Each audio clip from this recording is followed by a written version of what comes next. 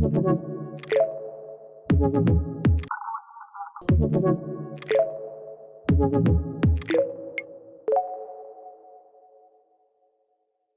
see Team Singularity taking a little bit of a damage on the crosshair and running into a little bit of trouble. Those two teams look like they have split the loot and have split off, so don't worry about that battle. You're not going to miss it, but Team Singularity, you can see they're involved in what is can only be described as a little bit of a barroom brawl at the moment. Singularity, who've got 50 points before I found a Gibraltar wandering into the alternator, and they are definitely going to try and follow up on that damage. That was terrifying. Apex Legends, we know it. Sometimes it is a jump scare game, and that Gibraltar, I think it was a little bit lost. The GPS coordinates had not quite been put in the right way, and here he comes again. The Gibraltar comes for an engagement. It's 1IQ.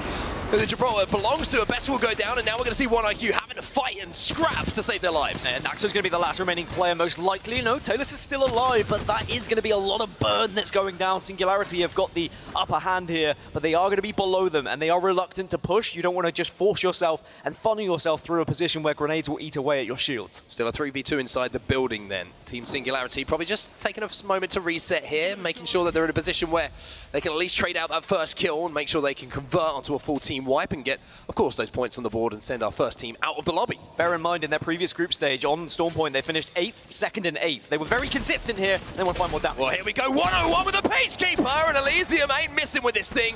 That'll be the knock they're looking for. Now it's a simple job of cleaning up the 3v1. That will be 1IQ wiped from the lobby, and Team Singularity with their first KP. But a few of these teams are just kind of sparring with each other, trading shields at the moment. No one engaging in a full 3v3 fight, but we might see our first now happening after a few moments.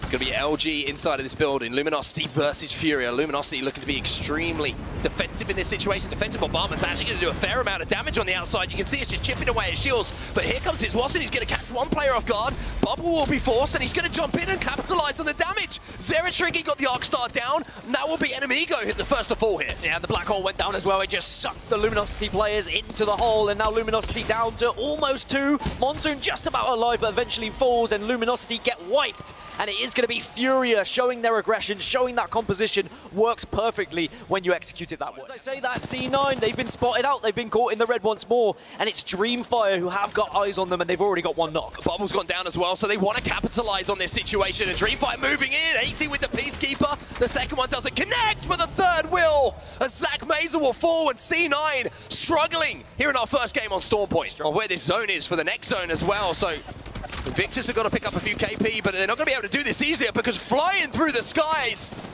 using that gravitational lift, it's going to be Furia putting the pressure on, and Pandas, though, he's going to have to back up, and Pandas can't back up. He will fall. Because Invictus Gaming are coming on in, and they're getting involved in this fight. The Black Hole again playing a part in this engagement, but RKN can at least try and do some damage, but he will fall, and Invictus Gaming, they need to help. Need to take this one player out. Oh 106 from Bryn, but JMW, he's still alive and still in position. A little reset occurring here. It's a Zeratriggy will be able to get into position. It was a 1 versus 1, but here comes Optic! It's terrifying, it keeps happening. Optic just appear out of nowhere. It is literally a horror film right now when Optic Gaming are involved. They'll clean up, they'll get the knock, they will eliminate Furia, and now they're on a tear to try and get some extra KP. And JMW is thinking, I was in a 1v1, I was in a position to maybe win this, to clutch up, to get guaranteed KP. Now he's got Optic running at them, the most formed team that we've seen in the lobby. And Optic, I mean, they just timed that perfectly. This is smart, though, from Optic Gaming. Get some guaranteed kill points, because look where that circle's going and look where they currently reside. You need to take this side of the map so you can be the kings of the mountain, as it were, on this side. Because look at where the circle's ending up. Absolute no man's land in the middle. The buildings that are currently in the circle, they're already in residence. There's already teams waiting. But somehow, JMW has been able to hold them back. He's been able to show enough pressure that Optic Gaming did not want to re-engage. Well, JMW has survived for now, because Optic have chosen a different route. Now, we've seen them do this a few times. They don't have too many worries if there's one team inside of a building. They will take one of the floors. It's bottom floor for now.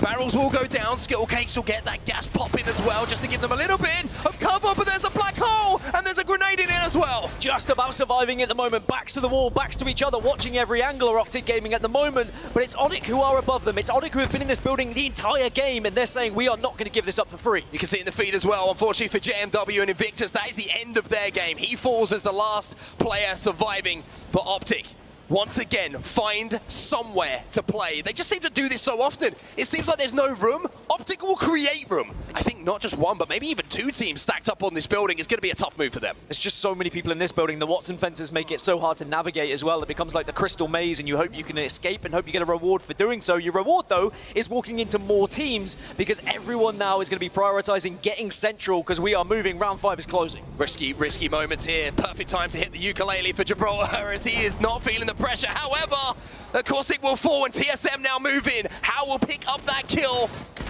And now TSM look to create some space, look to create some ground, but Imperial How will have to be revived and brought back to his feet. Good bubble, and that's perfect. Now you've got the Gibraltar, now it's working. Now you're back to your comfort picks here for TSM, but the circle's closing, and neighbors are going to be joining. Grenades go down, the bubble disappears! No!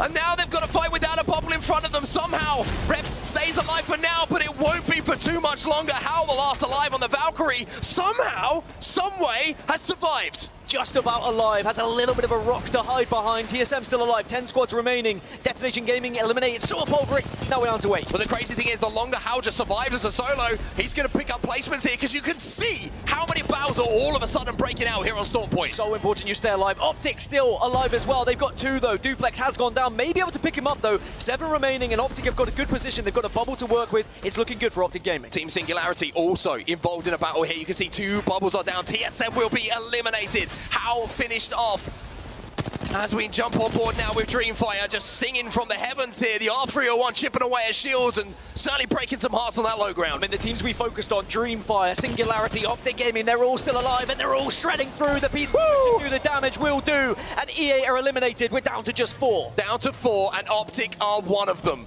Noxed last on his feet though, has to bring his 2 teammates back into this fight.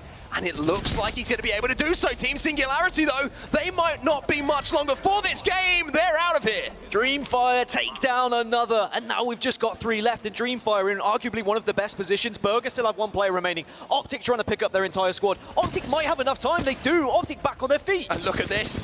This bubble is going to disappear very, very soon. Noxed was trying to play the off angle there, trying to see if he could take advantage of that situation, but the timing of recognition, knowing he was too far from his team to get away if that bubble dissipated and those 3 players just locked onto him, he retreats to his team and will live to fight another day. Well, I said I wanted more from Team Burger, and they have delivered. They are into the final 3, but all 3 teams have now got back up to a full health. They've got back up to a full total, and they get that chance to assess, Mark. We've got 1 minute 30 for this final round to close.